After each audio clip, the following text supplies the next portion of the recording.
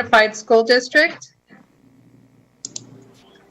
I am Marita Haug, Board President. I would like to introduce my fellow trustees through roll call. When you hear your name, please respond with here. Lisa Pelosi. Here. Julio Oguin. Here. Jeannie Kerr. Here. And Jeff Conwell. Jeff will probably be joining us a little later. I would also like to introduce our district staff attending in person. Superintendent Dr. Mary Lou Wilson. Evening. Chief Academic Human Resource Officer, Mr. Christopher Heller. Chief Good evening. Chief Business Official, Ms. Andy Stubbs. Evening.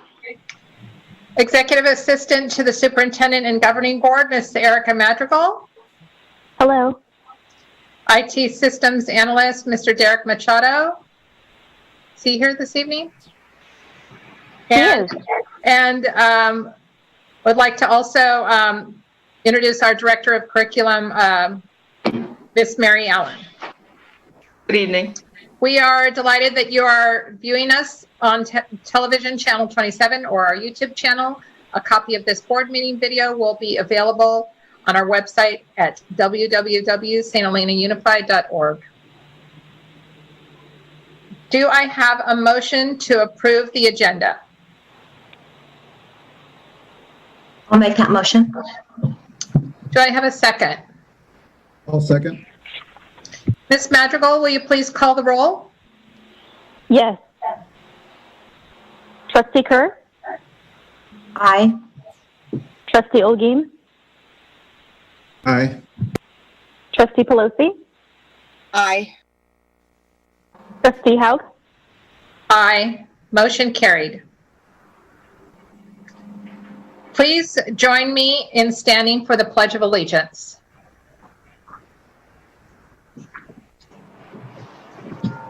I pledge allegiance to the flag of the United States of America and to the republic for which it stands, one nation, under God, indivisible, with liberty and justice for all.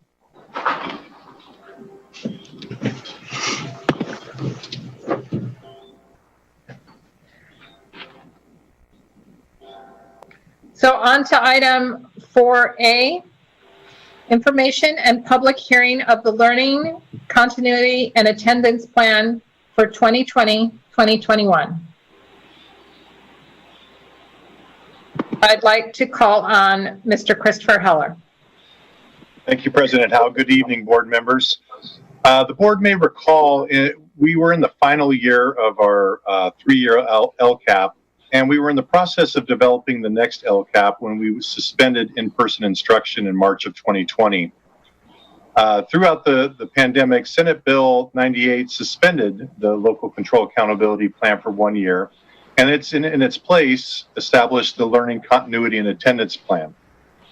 Learning continuity and attendance plan is a comprehensive document designed for our community to better understand the district's work during this uncertain school year and how we're going to continue to support all students, ranging from students with unique needs, interventions to support all students, food service, and technology. The Learning Continuity Plan is presented tonight for a public hearing, and it's aligned with the California Department of Education criteria for the 2020-2021 school year. This public hearing allows for stakeholder and governing board comments for consideration in the revision of the plan prior to recommendation for final adoption at the September 10th meeting. I just want to take a second to highlight a couple of key aspects in this plan.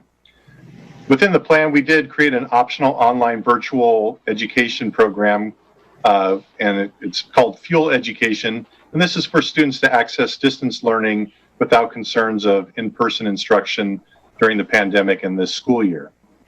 We've also increased mental health services countywide, recognizing that we're in the middle of multiple traumatic events, not only the pandemic, but the associated fires in this past week, and making efforts to address the whole child.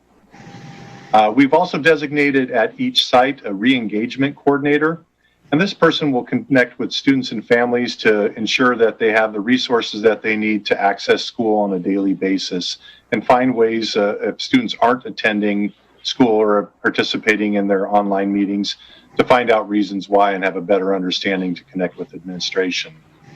And also, I've highlighted this before, but the district made great efforts on this area right here in professional development to really prepare our teachers for what we've titled, the launch of distance learning 2.0. We've learned a lot of things from our spring 2020 session and the preparation that we've done, the transition to Google Classroom, and the associated staff trainings that have been provided mainly by our teachers teaching teachers will help prepare us for our launch here in fall 2020. And so far, the feedback that we've received has been very positive.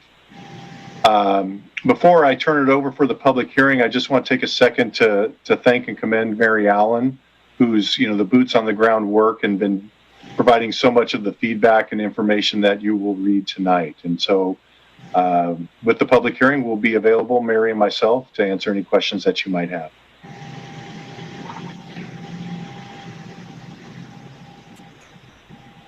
The end. Okay, thank you. Thank you, Mr. Heller. Thank you,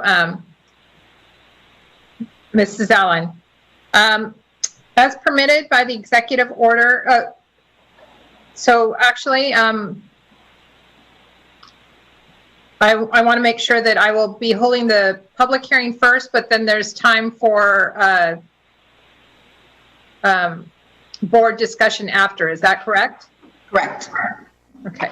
As permitted by the executive order issued by the governor of the state of California, members of the public were asked to submit all email comments related to the public hearing of the 2020-2021 Learning Continuity and Attendance Plan by 5 p.m. today.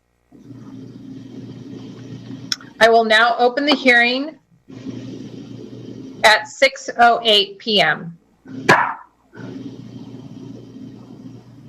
Ms. Madrigal, were there any comments received on the public hearing of the Learning Continuity and Attendance Plan? There were no comments submitted via email. I would like to ask members of the public if you would like to submit an item for public comment on this item to please raise your hand virtually. If you're a phone participant, please hit *9 at this time. President Haug, there's no public comment on this item. I'd like to just give a few more. Normally, when we have these public hearings, we do have a timed interval for public comment. I'm just going to give a little bit more time in case anyone's having technical difficulties. And now it is 6:09, and I will close the hearing. Do the trustees have any questions about this agenda item?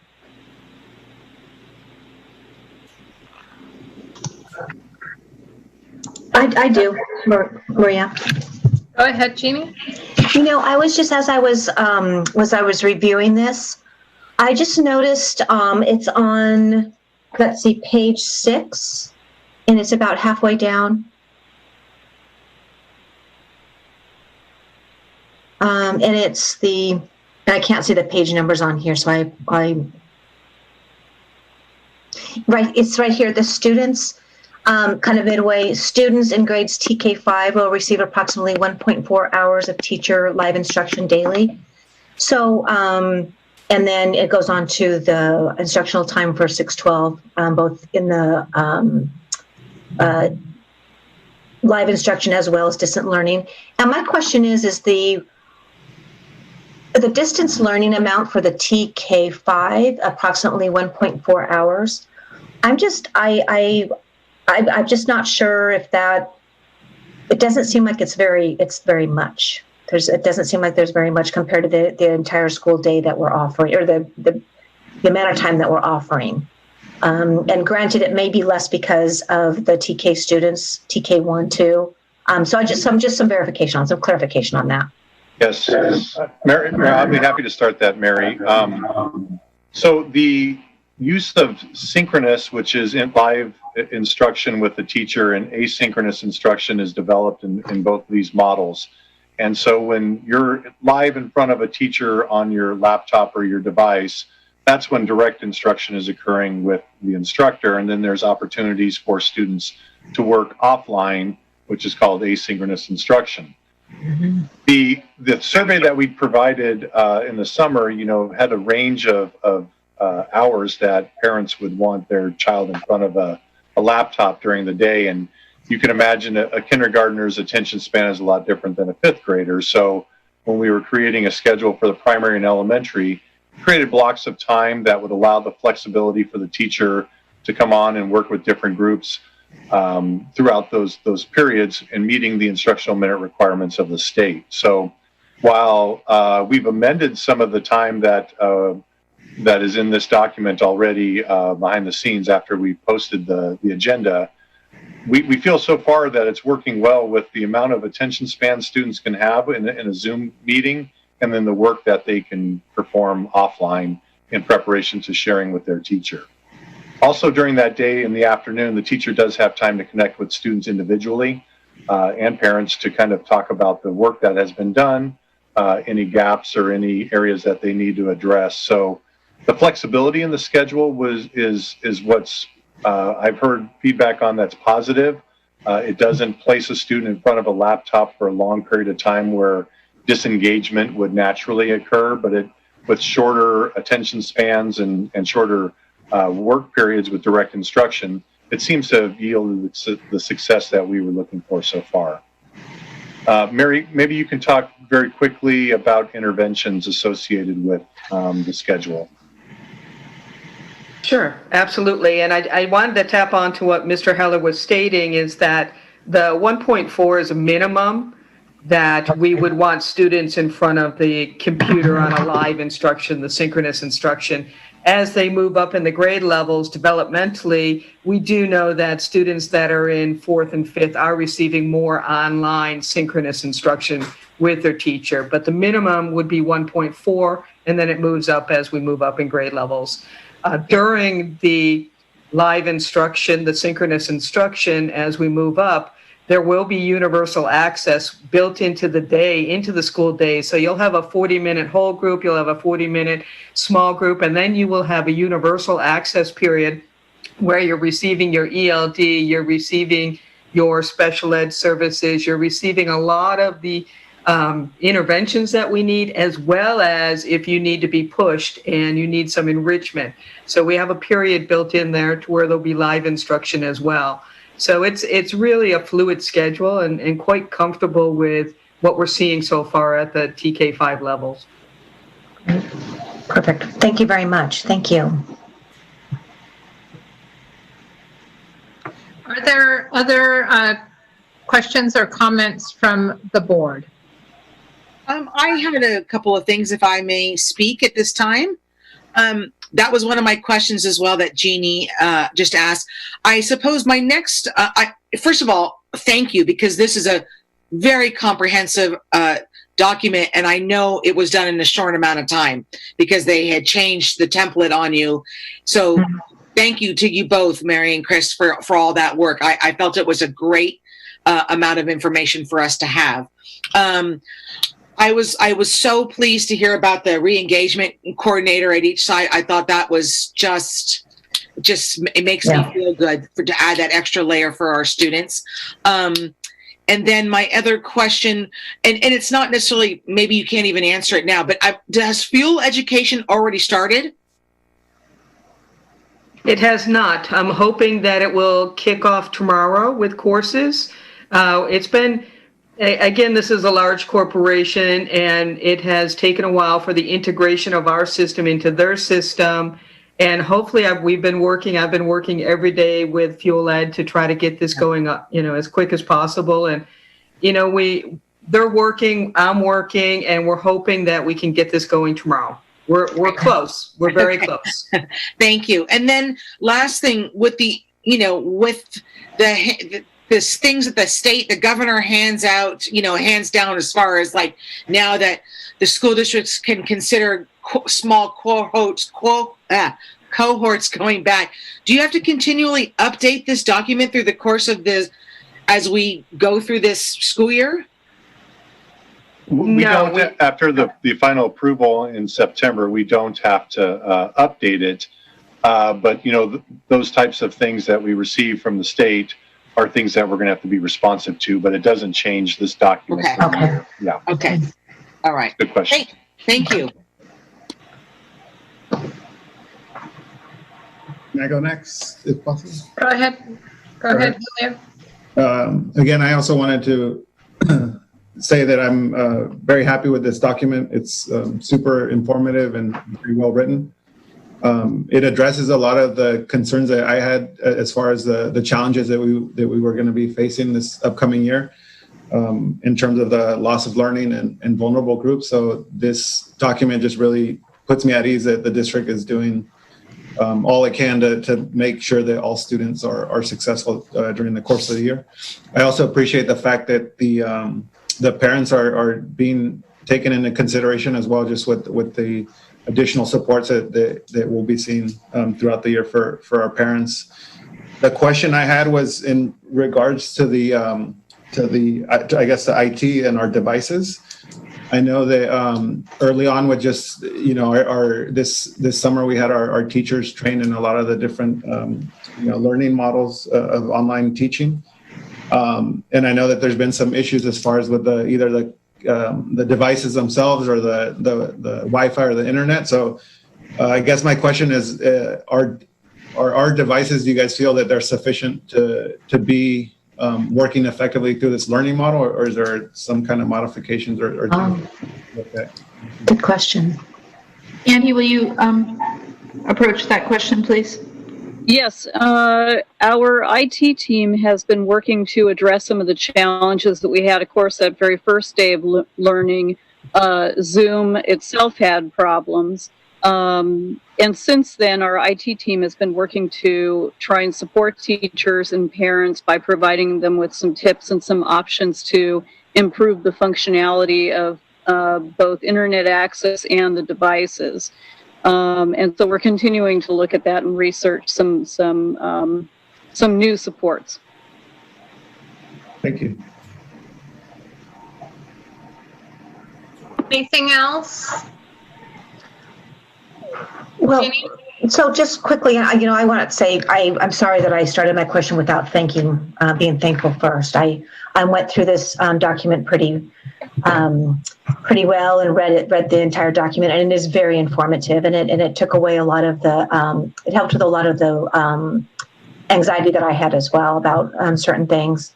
So my question is with all of this here in the document and everything that we have right now and what we possibly will have to do, is that are we sufficiently staffed through all of this? And if this is not the time to ask that question, I completely respect that. It's an interesting question because, we'd always say that we could use more staff in certain areas. But, as far as the instructional program with students to teacher ratio, we are adequately staffed there. In fact, that staffing has generated a potential of returning to in-person instruction when conditions permit. And, the class sizes would be small enough that we could resume full person instruction with social distancing. And as far as the supports go, with the classified support staff, you'll see in the MOU that's on the next item, the ability for us to assign classified members to different roles and responsibilities within the district has really opened up an opportunity for everybody to have some work that, supports what's going on in the classroom. So without a direct answer of yes or no, at this time, we feel comfortable in where we are. Okay, great, thank you. Any further questions? So I actually have one. considering the situation that we're in right now of many of our students are still under evacuation orders, the fires are still burning in the county. We're looking at possibly more PS shutoffs later in the year. That could be a possibility. Does the state take into consideration factors that could that are out of our control that could impact how strictly we are able to follow it for a certain amount of time? So, for example, we've done very well during this incident, the fire incident, but my question is if there was another fire incident, are they aware that they have to make concessions for those types of things?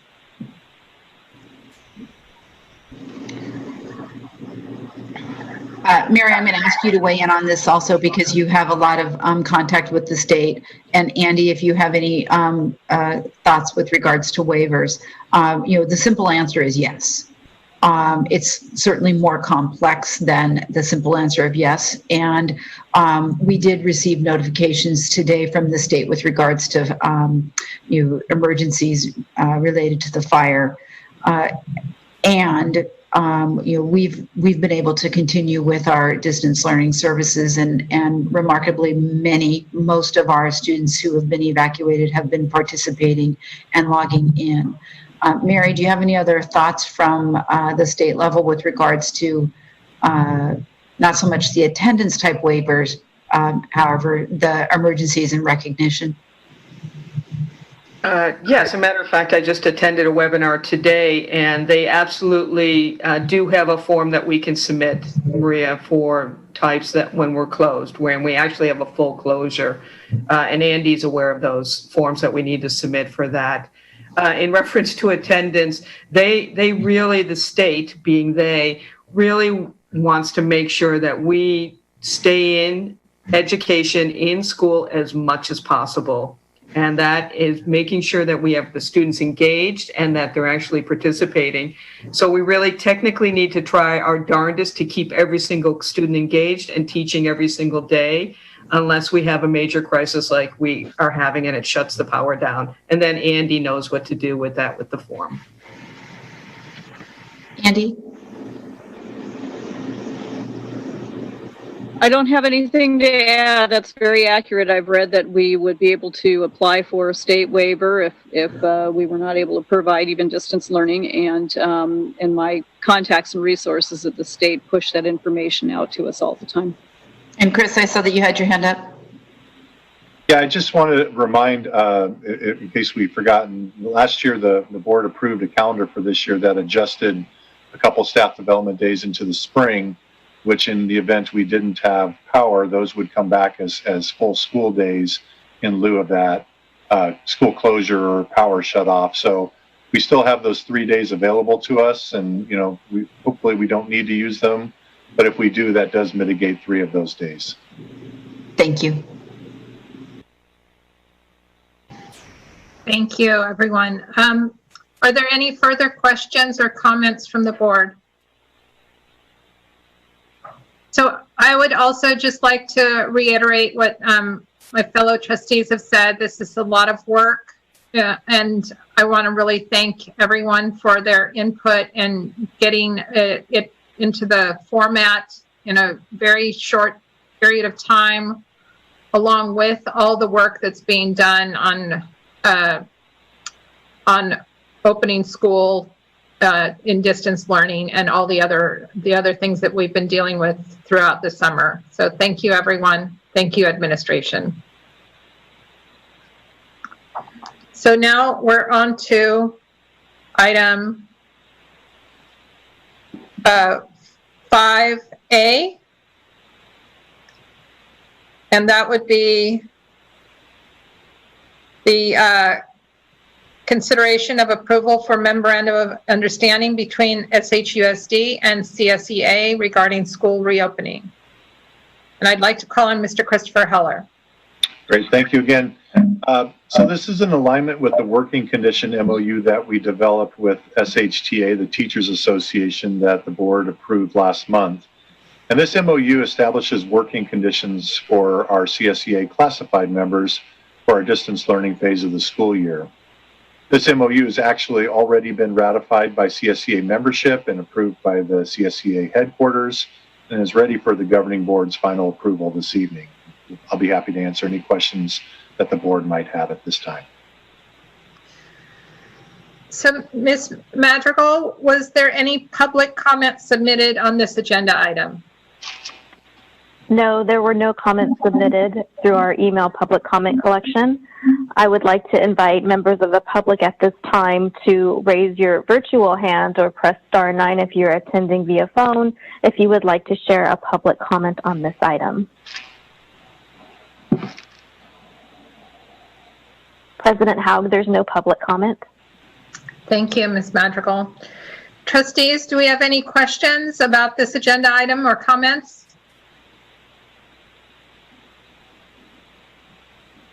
No, I didn't. I felt like, again, the speed in which it was done to get this through so that our school year could start without any glitches is much appreciated. So thank you. Any other comments or questions? I don't have any questions, and my comment is similar to Lisa's, where I know that it was, I'm very appreciative of the CSEA for their flexibility and for coming to the table and put our students first through all this. So thank you very much.